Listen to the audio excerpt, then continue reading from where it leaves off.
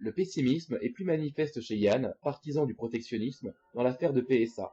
Que la droite acquise à la mondialisation et aux délocalisations soutienne ou accepte le plan de l'entreprise visant à supprimer plusieurs milliers d'emplois, c'était prévisible.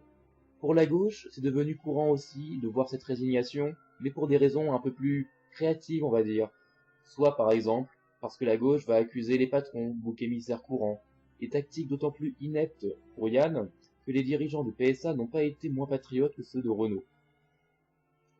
Soit alors, dans la gauche écologiste, on ira jusqu'à se réjouir, à mots à peine couverts, du déclin de l'automobile, puisque c'est un objet individualiste et polluant.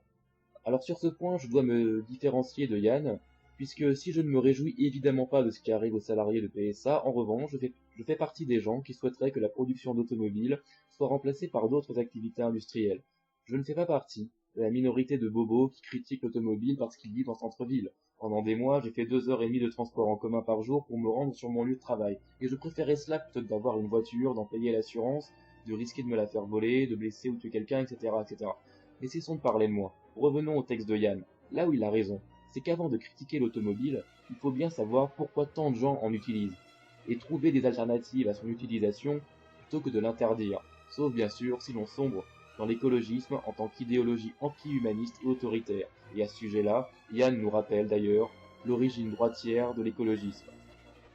En tout cas, pour l'instant, l'industrie automobile fait partie des derniers pans de notre industrie nationale, les autres secteurs comme l'aéronautique n'étant pas aussi solides et non délocalisables qu'on le croit. Et il serait temps, si on n'en a pas d'autres en remplacement, de protéger cette industrie. Si le PS au pouvoir ne s'en charge pas, il en portera la marque d'infamie pour longtemps. Enfin, si l'on considère que les Français ont une mémoire.